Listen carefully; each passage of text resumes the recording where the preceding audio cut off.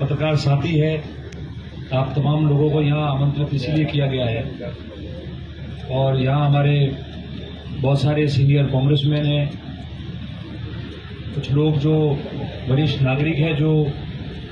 स्वयंसेवी संस्थाओं के माध्यम से काम करते हैं, विभिन्न स्वयंसेवी संस्थाओं से जुड़े हुए हैं, वो लोग भी हमारे बीच में हैं। और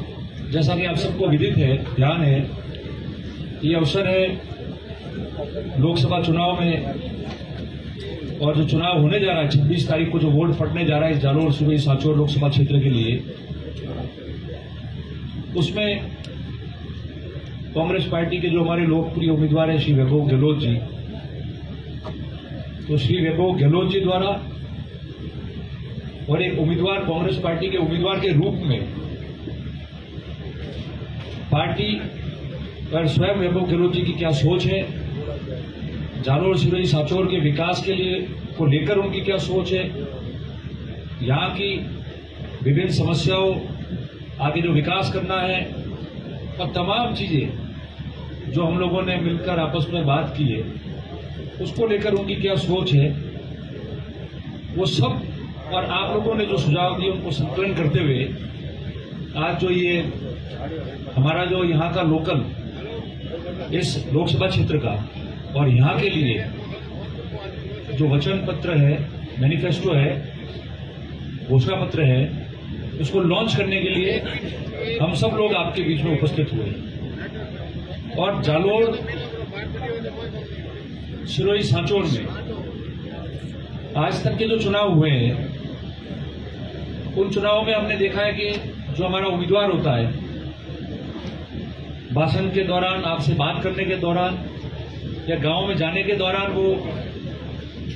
घोषणा करते हैं, वादा करते हैं कि ये हो जाएगा, क्योंकि डिमांड उसी समय आती है और उसी समय वो घोषणा करते हैं। ये पहली बार ऐसा हुआ है कि मोटे तौर पे लंबा चौड़ा क्षेत्र है, अब 3 जिले हो गए इस लोकसभा क्षेत्र में, बॉर्डर इलाका भी है, बॉर्डर स्टेट भी पड़ता है यहाँ और तमाम बातें हैं। तो हर जो बात है वो संकलन अंदर करना आप समझते हो कि कितना मुश्किल होता है सारी चीजों का, मगर मोटे तौर पे विकास को लेकर, भले वो चिकित्सा का मामला हो, भले वो सड़क का मामला हो, पेयजल का हो, अन्य काम है जो कांग्रेस की सरकार के समय 5 साल में जो लोकप्रिय काम हुए, उदाहरण के तौर पे मेडिकल कॉलेज का दोनों जिलों में, इस प्रकार से बहुत सारे वो जो राजस्थान की सरकार ने किए और शुरू भी कर दिया अपने कार्यकाल में जो हमारी पिछली अशोक गहलोत जी के नेतृत्व वाली सरकार थी। और आगे ऐसे कौन से काम है, कौन सी समस्या है जिनका समाधान कराना जरूरी है, विकास की दृष्टि से व्यापक दृष्टिकोण रखते हुए। विकास शब्द जो है उसका दृष्टिकोण केवल एक छोटी काम या छोटा काम करना नहीं है, बहुत व्यापक शब्द है। और ये जो जिला चाहता है हमारा, जो जालोर सिरोही और सांचौर के जिले के आम लोग चाहते हैं, जो जालोर सिरोही और सांचौर के जो हमारे यहाँ के निवासी है, यहाँ के हमारे जो प्रवासी भाई और उनके परिवार है, उनके प्रति जो सोच होना चाहिए, उनकी समस्याओं के प्रति जो सोच होना चाहिए, वो आज तक भाषणों में रहा है और चुनाव के दौरान वो सोच आती है, चुनाव के दौरान उसको बोली जाती है, उसका वादा किया जाता है और उसके बाद में मैं समझता हूं कि आज तक कभी उस पर काम नहीं हुआ, अमली धामा नहीं पहनाया गया। उसकी वजह से प्रवासियों की बहुत बार आवाज आती है। ये हम लोग भी बाहर गए, प्रवासियों के बीच अक्सर जाते रहते हैं, चुनाव को लेकर भी हम लोग सब गए, स्वयं गहलोत साहब गए, उम्मीदवार हमारे नेता सब थे। तो लोगों की सबसे बड़ी मार रेल की थी और निश्चित तौर पे होना चाहिए, क्योंकि उसके अभाव में इतनी असुविधाएं होती है। तो वो सोच जब लोगों ने वहां बात की तो वैभव जी की भी वो सोच बनी, अशोक गहलोत जी की तो निश्चित तौर पे वो सोच रही है, क्योंकि जब वो भारत सरकार में मंत्री थे तब से ही हमारे इस मारवाड़ में रेल नेटवर्क का काम शुरू हुआ, ये मीटर गेज से ब्रॉड गेज होना और पहले आपको पता था मीटर गेज तो बदलनी पड़ती थी, ट्रेनें बॉम्बे से आते थे, पर पूरा ब्रॉडगेज का काम होना और जितनी नई ट्रेनें शुरू हुई, ज्यादा से ज्यादा ट्रेन शुरू होना, वो जब भी वो भारत सरकार में मंत्री रहे और सांसद रहे, इस पूरे मारवाड़ में रेल का पूरा जाल बिछाया गया। अहमदाबाद से बॉम्बे से आते अहमदाबाद उतरना पड़ता, फिर फालना उतरना पड़ता, फिर जालोर और बाड़मेर आते, मीटर गेज से ब्रॉडगेज, ब्रॉडगेज से मीटर गेज, ब्रॉडगेज हो गई, लंबी ट्रेनें हो गई। हमारा जो रूट है ये जोधपुर वाला, भीलड़ी वाला, समदड़ी वाला, वाया जालोर और भीनमाल, रानीवाड़ा, इसमें भी कहा था ब्रॉडगेज कांग्रेस की सरकार के समय हुई। गाड़ियां चलानी थी, यात्री गाड़ी, यात्री गाड़ियां भी पहली गाड़ी अगर हमने देखी मालगाड़ियों के अलावा, गुड्स ट्रेन के अलावा, तो वो जब कांग्रेस की यूपीए की सरकार थी और राजस्थान में अशोक गहलोत जी के नेतृत्व वाली 2008 की सरकार थी, उस समय ये गांधीधाम वाली ट्रेन जो है वो शुरू हुई, जिसकी जोधपुर से अशोक गहलोत जी ने हरी झंडी। मेरे कहने का मकसद ये है इसमें आप लोगों को कि ये ऐसी चीजें कि सिर्फ बात करने से नहीं होती, उनकी समस्या जो प्रवासियों की है उस पर मंथन करना पड़ता है और किस तरीके से शुरू हो उस पर कार्य करके उसको अमली जाना बनाना पड़ता है। अक्सर बातें हुई है, आंदोलन किए, चुनाव के समय वादे किए, वोट लिए, मगर उसमें कुछ नहीं हुआ। हमारा मन से उन लोगों का रिश्ता है, क्योंकि वो तो हमारा परिवार है, पीछे उनके परिवार है, उन लोगों के बीच हम लोग रहते हैं, वो वहां बाहर नौकरी व्यापार कर रहे हैं। कौन आदमी चाहता है कि मैं बहुत सुरक्षित और अच्छी तरीके से बहुत जल्द मेरे घर नहीं आऊं? तो वो बातें हैं। तो हमने उस चीज को हमेशा गंभीरता से भी लिया और मन में भी एक रहता है कि ये करें, तो उस पर भी आगे कार्य चलेगा। ऐसे कई सारी चीजें, कई सारी समस्याएं जो आई थी और कई ऐसी बातें आई थी, उसको लेकर ये मैनिफेस्टो जो है, जो आपके बीच में भी हम लोग यहाँ लॉन्च भी करेंगे, आपने पढ़ा भी है तो बहुत सारे पॉइंट्स आपने पढ़े होंगे, उसको लेकर आप आएंगे। इसमें जालोर सिरोही के विकास में जिन जिन सेक्टर्स में बहुत ज्यादा जरूरी है कि यहाँ ये डेवलपमेंट होना चाहिए, ताकि यहाँ आम व्यक्ति को, पिछड़े को, ट्राइबल को, कास्ट को मजबूती मिले, हमारे लोग रोजगार यहाँ उत्पन्न हो सकता है, अच्छे रोजगार यहाँ मिल सकते हैं। ये जालोर में जिले में जितने भी रिक्को डेवलप हुए और छोटे छोटे कस्बों में भी जो रिक्को हुए, जो आज बड़े हो रहे हैं, वो कांग्रेस के अशोक गहलोत जी की सरकार थी, उनकी देन है। आप जालोर में देखो, आप भीनमाल में देखो, सांचौर में देखो, इवन तो आप देखो राम सिंह के पास में बीठन में, वहां रिक्को डेवलप हो रहा है। रानीवाड़ा में जमीन देने के लिए जो पहल की थी वो अशोक गहलोत जी की सरकार के समय हुई। तो रोजगार कैसे उत्पन्न हो सके। और सिरोही के अंदर मुझे याद है 2008 और 13 के कार्यकाल में हमारे जितने भी प्रवासी बाहर रहते थे, वो सबसे पहले बर्तन उद्योग लगाने की बात करते थे। तो जब बर्तन वाले सबसे पहले आए तो उस समय हम सब मिले गहलोत जी को और उन्होंने कहा कि हम चाहते हैं कि हम यहाँ जो अहमदाबाद और बाहर लोग रह रहे हैं, हमारा एक सेक्टर यहाँ रहे। तो सिरोही जिले के बॉर्डर पे, अमीरगढ़ बॉर्डर पे जो मावाल है, उस मावाल में कितनी सारी फैक्ट्रियां लगी बर्तन की 2010 में, 11 में, 12 में। और आज देखो लोगों ने हैदराबाद से, अहमदाबाद में जो लोग हार्डवेयर का सबसे बड़ा काम करते हैं, उनकी फैक्ट्रियां वहां लग गई, उद्योग लग गए, परिवार वहां रहने आगे, जगह नहीं रही अब वहां। तो ये जो रोजगार देना, अच्छा व्यापार करे, हमारे स्टेट में आके व्यापार करे, ये भी कांग्रेस सरकार की देन थी, अशोक गहलोत जी की सरकार की देन थी, जिसकी वजह से ये सारे काम शुरू हुए।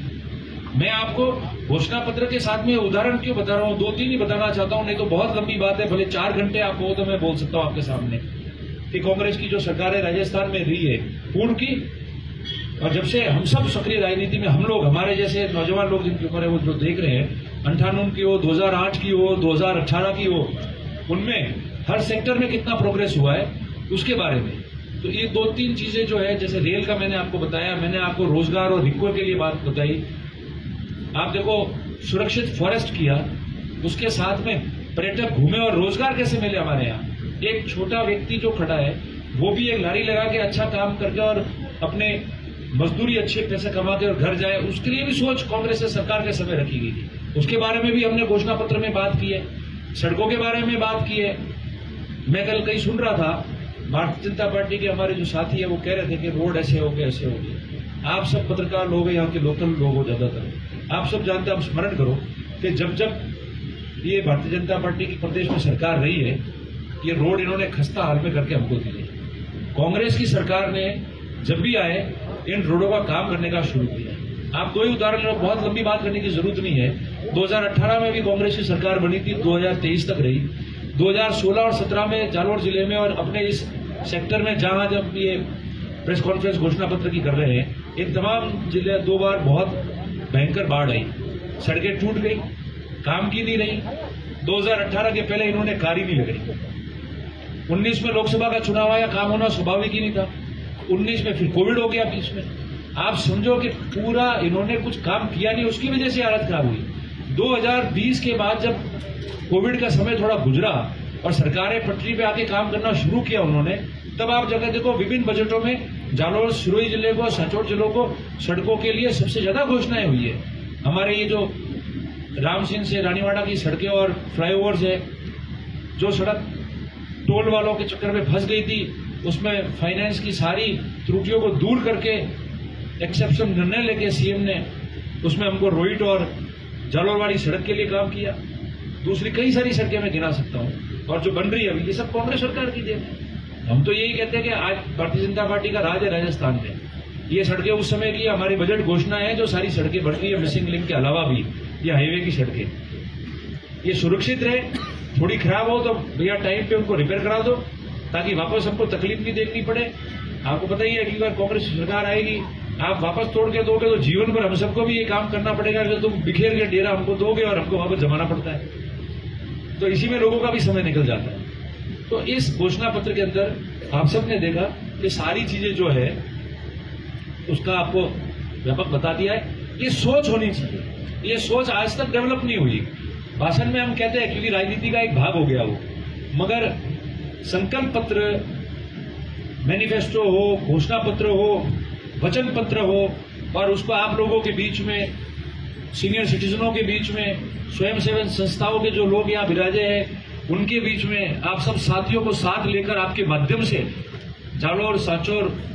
और सिरोही के लोगों के बीच में इस वचन पत्र को लॉन्च करना